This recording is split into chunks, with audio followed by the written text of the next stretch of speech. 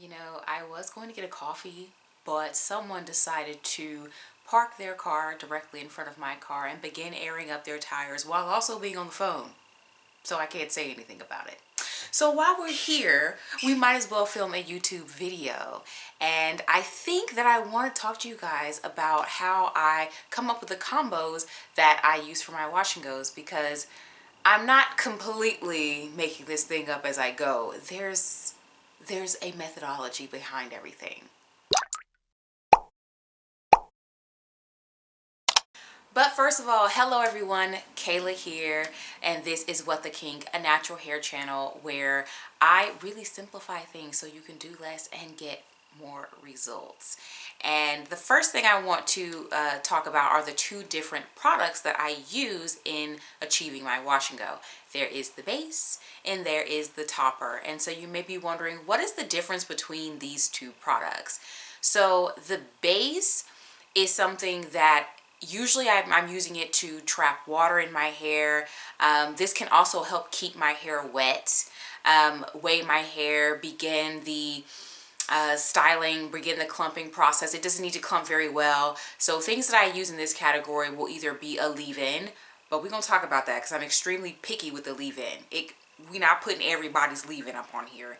And then it also may be one of those light to medium hold gels that I know good and well that if I went outside, that gel would just not be holding up. And then as far as the actual like topper product, I sometimes refer to it as a styler because I see that as the product that is doing the work. That's holding my hair together, actually smoothing it, and also acting as a humidity shield as well, depending on what I'm using. So that's usually going to be a hard hold gel. And I guess in the case of Obia Naturals, a hard hold custard. Ooh. It still acts like a hard hold gel even though the product is called a custard and it's a cream look to it. But anyway, those are the two types of products that I will use to achieve my wash and go. And I am basically mixing and matching between these two categories. So let's go back to that pin about leave-in, okay? So when will I reach for a leave-in? I usually reach for a leave-in when, number one, I am just using up what's in the stash. Okay, and we are at that time of year where I am using up what's in the stash. Y'all probably have been seeing a lot of kinky curly leave-in around here because I'm using up what I got, and that's what I got. So that's one reason, but another reason I'll use it is if I'm using something over the top of my hair that's really, really hard hold to where it kind of almost doesn't matter what you use under it. So that's where I'm using like Eco Slay Jello Shot, or I'm using Soultanicals Frozen. Both of those have such a strong hold. They're very similar to Wetline and all that kind of stuff as far as the level of hold that they give and the texture of them. The hair is going to be clumped and defined and what have you, even if I use a leave-in underneath those.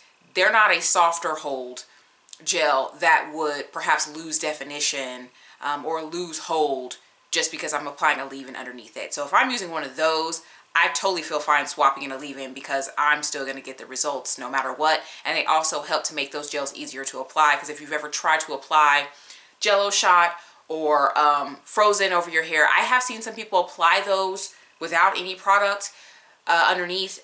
But for me, it creates an uncomfortable drag on the hair. The hair doesn't feel really nice. So I am using the leave-in almost as like a mixing medium to soften the hair so that it's easier for me to work with those harder hold gels. Now, the leave-ins, I'm very picky about them. It needs to be a leave-in that actually lays my hair down and does trap water. And there was one year where I was excited for Black Friday, and I think I shopped on Naturally Curly. I used to shop their Gray Friday sale or Gray Thursday, something like that they had. And I bought a bunch of leave-ins. I was so excited about leave-ins for some reason that year.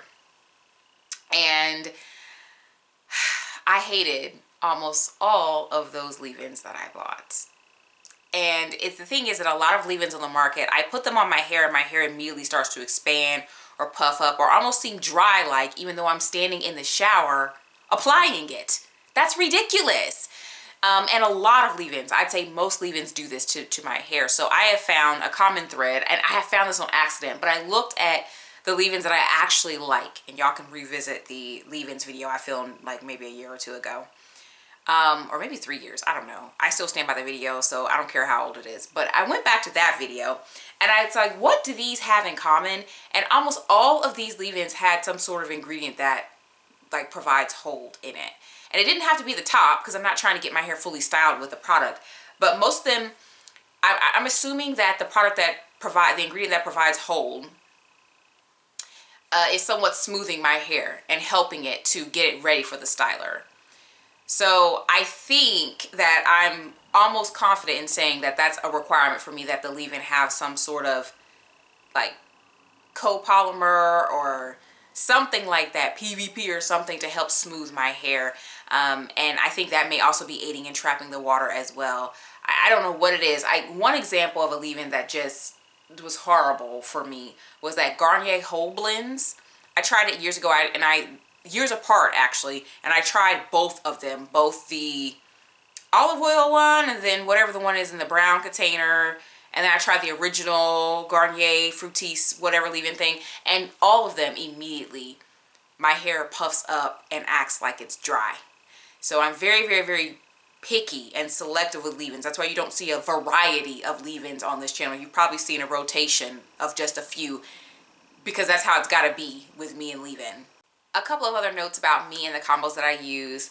I'm going to be really transparent here and let you know that I don't always know that a combo is going to work.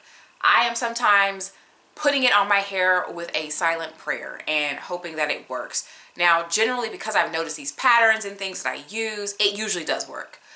But I don't always know. I don't always know.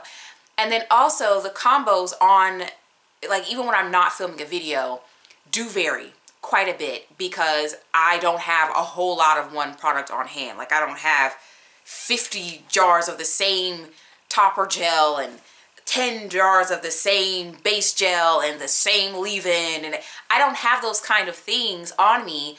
So the combos will just shift based off of what is still available in each of those categories. But sometimes there's like a very small amount left of everything, and I do like what I like to call everything but the kitchen sink. I actually have 2 everything but the kitchen sink videos. I'm going to link those for you to check out if you're just interested in me throwing spaghetti at the wall and seeing what sticks. Subscribe. I post videos every week, and I'll talk to you in the next one.